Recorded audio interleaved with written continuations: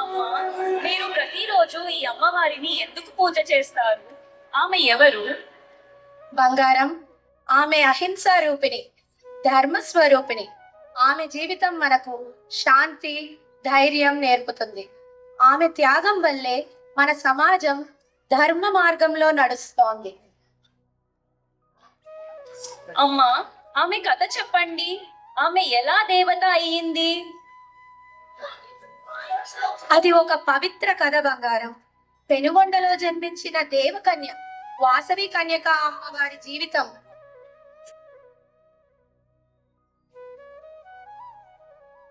పెనుగొండ ధర్మం, శాంతి, వాణిజ్యానికి ప్రతీక.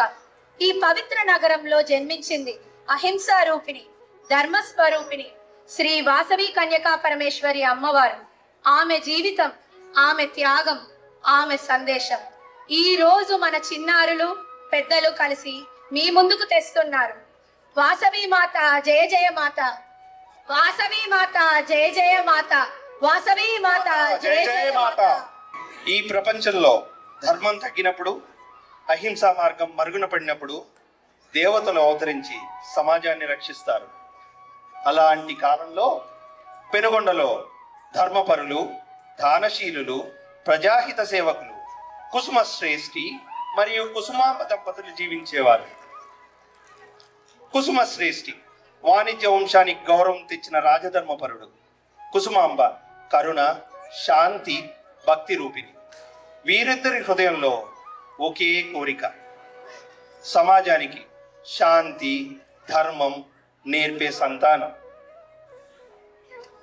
వారికి గురువు భాస్కరాచార్యుడు. అతను సాధారణ గురువు కాదు, అతను బృహస్పతి దేవుని అంశావతారం. జ్ఞానం, ధర్మం, యాగ విధానాల పరిపూర్ణ జ్ఞాని. ధర్మాన్ని కాపాడటానికి దేవతలు త్వరలో ఒక దివ్యకన్యను అవతరింపజేస్తారు. ఈ దివ్య సంకల్పం కోసం కుసుమ శ్రేష్ఠి, కుసుమాంబ దంపతులు గురు భాస్కరాచార్య సూచనతో పుత్రకామేష్టి యాగం చేయాలని నిర్ణయించారు. ఇప్పుడు ఆ పవిత్ర యాగం ప్రారంభమవుతోంది.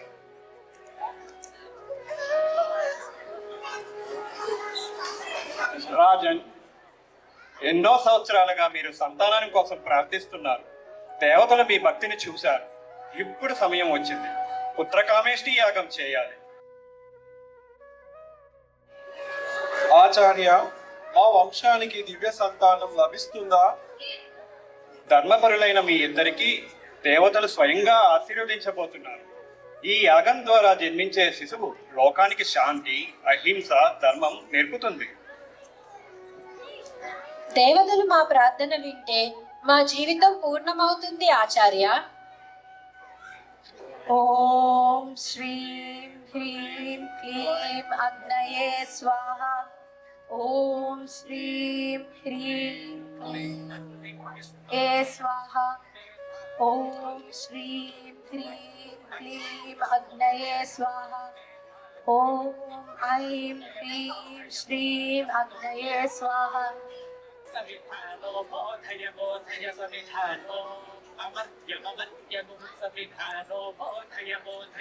కుసుమ శ్రేష్ఠి, కుసుమాంబ, మీ భక్తి నన్ను సంతోషపరిచింది.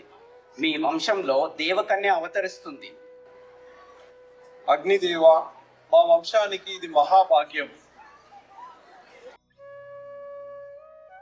రాజమందిరంలో దివ్య కాంతి వ్యాపించింది. అది ఒక అవతారానికి సూచన. దేవతల ఆశీర్వాదంతో పెనుగొండ రాజమందిరంలో జన్మించింది వాసవి కన్యకా పరమేశ్వరి.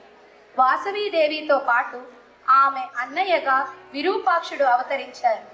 అతను శివుని అంశం. అక్కను రక్షించడానికి, ధర్మాన్ని నిలబెట్టడానికి జన్మించాడు.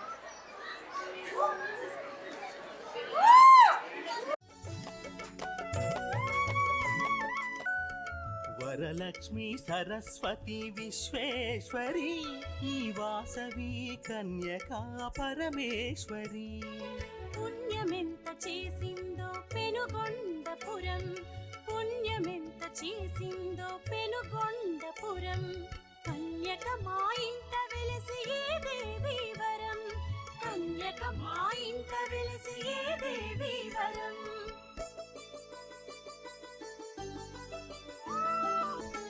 జ్యేష్ఠ పుత్రిక ఎంత శ్రేష్టమో కదా తని శ్రీలలిత శివజ్యోతి సర్వకామదా. ఆనందీశ్వరుడేలే ఈ విరూపాక్షుడు, ఆనందీశ్వరుడేలే ఈ విరూపాక్షుడు, ఆనందం తాండవించు చిట్టి తమ్ముడు, నీకు చిట్టి తమ్ముడు.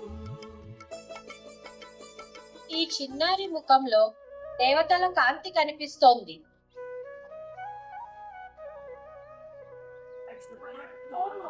రాజన్, ఈ శిశువు సాధారణమైన శిశువు కాదు. ఆమె జన్మం ధర్మరక్షణ కోసం. వాసవీదేవి పెరుగుతున్న కొద్దీ ఆమె గుణాలు, ఆమె జ్ఞానం, ఆమె వినయం పెనుగొండ ప్రజల హృదయాల్లో వెలుగులా వ్యాపించాయి. చిన్న వయస్సులోనే ఆమె అనేక కళల్లో నైపుణ్యం సంపాదించింది. సంగీతం, వేదాధ్యయనం, శివభక్తి. అంతేకాదు ఆమెకు శస్త్ర విద్య పట్ల కూడా సహజమైన ఆసక్తి ఉండేది.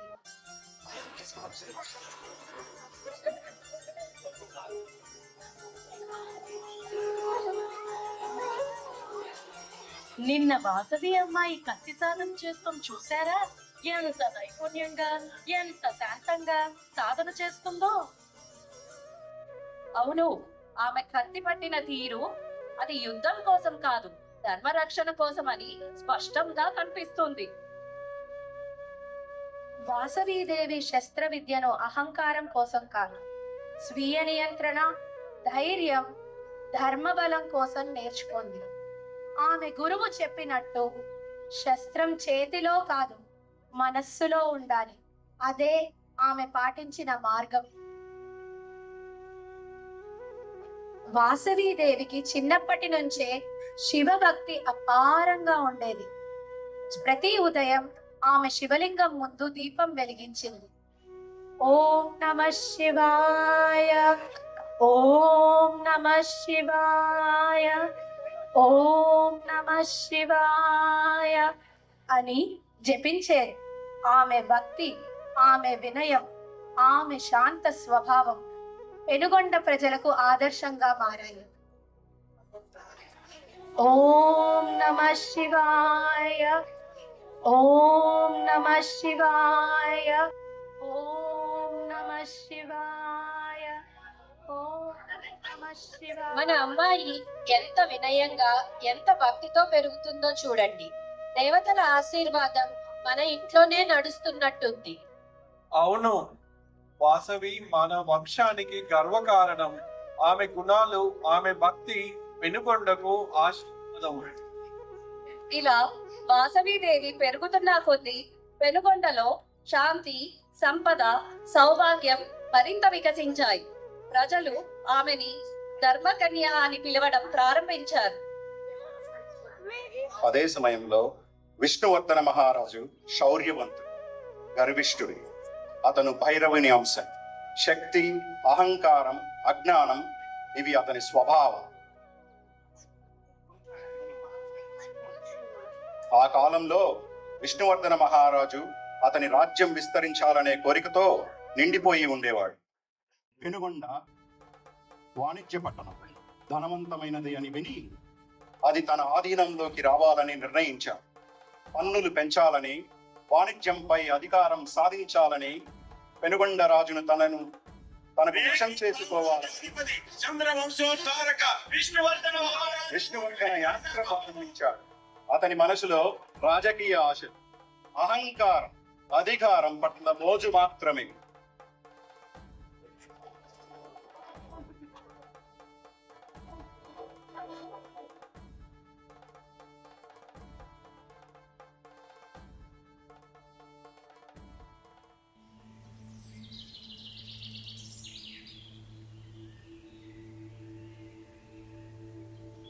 పెనుగొండలోకి వచ్చిన రోజు విష్ణువర్ధన మహారాజు మొదటిసారి వాసవిని చూశాడు. ఆమె శివలింగం ముందు దీపం వెలిగిస్తూ ప్రజలకు ప్రేమగా పలకరిస్తూ కనిపించింది. ఆమె ఎవరు? ఆమె ముఖంలో ఈ దివ్యకాంతి ఏమిటి?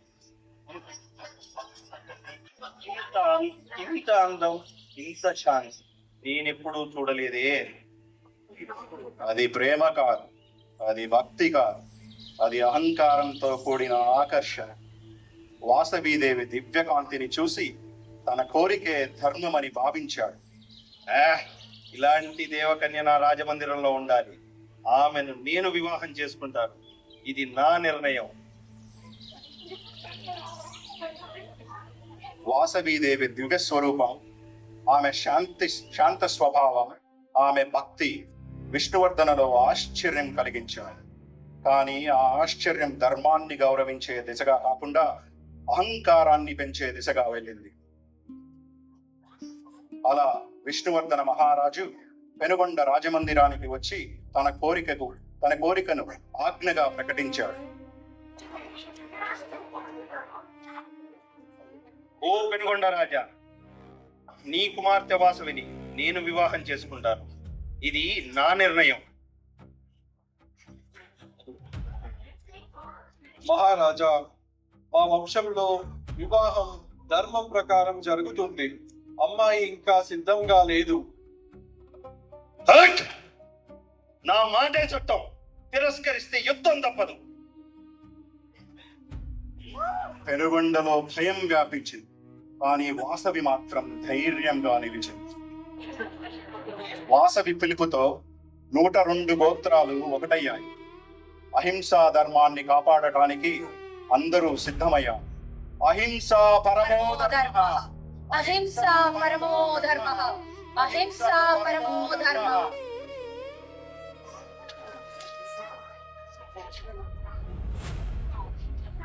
విష్ణువర్ధన మహారాజు యుద్ధానికి సిద్ధమవుతున్నాడని విన్న పెనుగొండ ప్రజలు భయంతో వణికిపోయారు. 102 గోత్రాల పెద్దలు, మహిళలు, యువకులు అందరూ వాసవీదేవి ముందు చేరి ధర్మాన్ని కాపాడే మార్గం కోసం ఎదురు చూశారు. అమ్మా, మహారాజు సైన్యం దగ్గర పడుతుంది. యుద్ధం మొదలైతే మన ప్రజలు, మన పిల్లలు ఎవరూ రక్షించబడరు. అమ్మా, మా ఇళ్లలో శాంతి ఉండాలి. యుద్ధం వద్దు, రక్తపాతం వద్దు. అందరి కళ్ళల్లో భయం, వాసవీదేవి కళ్ళల్లో మాత్రం శాంతి. ఆమె హృదయంలో దేవతల సంకల్పం స్పష్టంగా కనిపించింది.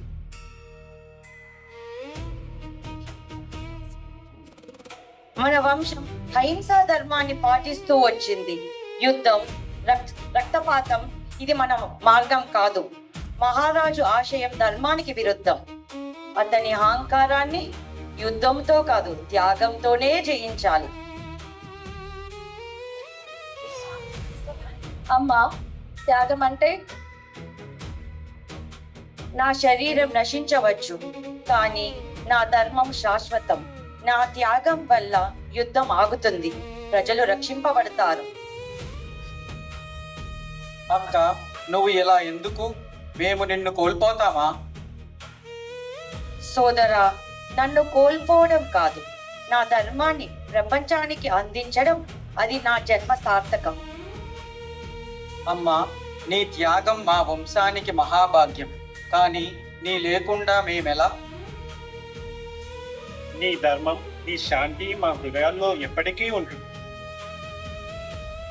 వాసవీదేవి మాటలు విన్న 102 గోత్రాలు కన్నీళ్లతో, భక్తితో, గౌరవంతో ఆమె నిర్ణయాన్ని అంగీకరించారు. అహింసా ధర్మాన్ని కాపాడటానికి వాసవీదేవి చేసిన ఈ నిర్ణయం యుగ యుగాల పాటు స్మరణీయమైంది. అహింసో పరమో ధర్మ, నా త్యాగం మన వంశానికి శాంతి తెస్తుంది.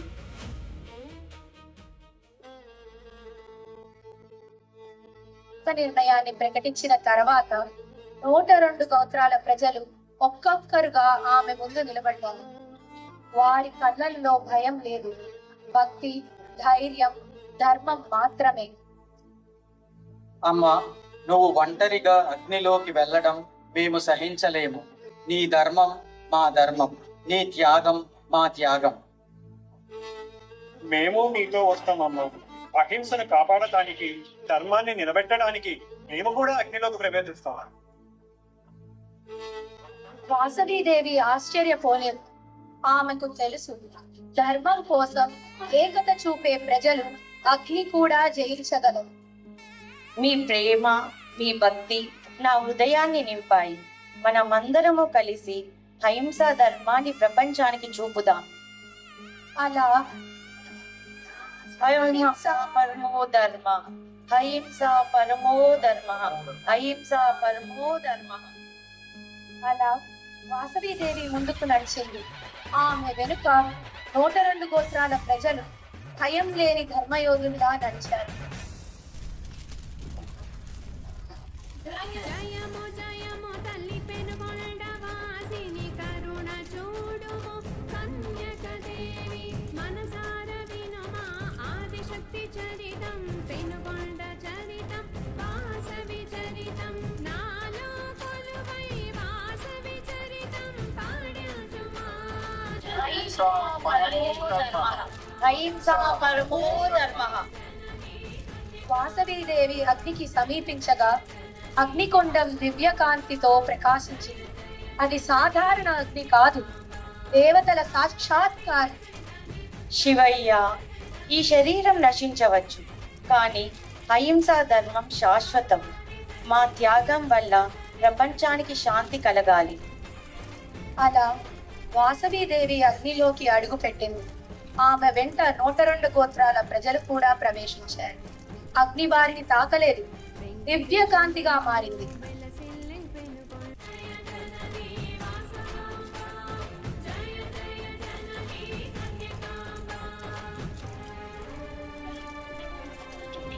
వాసవీదేవి అగ్నిలో ప్రవేశించిన క్షణంలోనే విష్ణువర్ధన మహారాజు శరీరంలో భయంకరమైన ప్రకంపన జరిగింది. అతని అహంకారం, అతని కోపం అగ్నిజ్వాలల రూపంలో అతనిపై పడింది. ఇదేమిటి ఈ జ్వాలలు నన్నే ఎందుకు దహిస్తున్నాయి? అది అగ్ని కాదు, అతని అహంకారానికి వచ్చిన శిక్ష. భైరవుని శాపం నెరవేరింది. అతను అగ్నిలో లీనమయ్యాడు. అగ్నిలోకి ప్రవేశించిన వాసవీదేవి శరీర రూపం కాదు, విశ్వరూపం ధరించింది. ఆమె రూపం అహింస, శక్తి, ధర్మబలం, కాంతి. 102 గోత్రాల ఆత్మలు కూడా ఆమెతో ఏకమై దివ్య లోకాలకు చేరాయి. వాసవి, నీ త్యాగం యుగయుగాల పాటు స్మరించబడుతుంది. నీవు అహింసా రూపిడి, ధర్మస్వరూపిడి.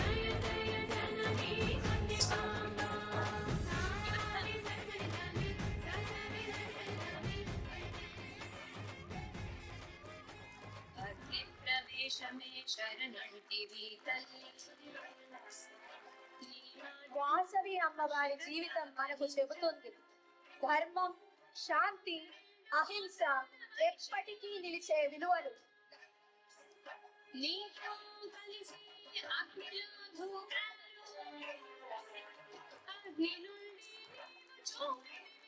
అహింస పరమో ధర్మ, అహింస పరమో ధర్మ, అహింస పరమో ధర్మ. మరణించే రాజు ఆబాదకి మరణించే రాజు ఆబాదకి. వాసవి మాతాకి, వాసవి మాతాకి, వాసవి మాతాకి. Thank you, Andy, for patiently waiting. I know this is our first attempt. Hope you all loved it. And I want to appreciate the entire team, Andy. Behind the scenes, you heard so many narrators and the kids, as well as the entire cultural team who came up with the idea and who actually helped us to practice. I know we weren't as perfect as a lot of other people, but I'm hoping that you loved this presentation about Vasavi Mata and our ancestral వాళ్ళు చేసిన త్యాగాలకి ఇది ఒక ప్రతిరూపం అండి. మనకి మన పిల్లలకి కూడా నేర్పిద్దాం ఇది. సో అగైన్, జై వాసవి మాత, జై జై వాసవి మాత, జై వాసవి మాత. థ్యాంక్ యూ అండి. Yeah, we'll start with the next program as we settle down. మేమందరం నోవిసెస్లే అండి, అందరం ఫస్ట్ టైం ట్రై చేసాం. తప్పులుంటే క్షమించండి ప్లీజ్.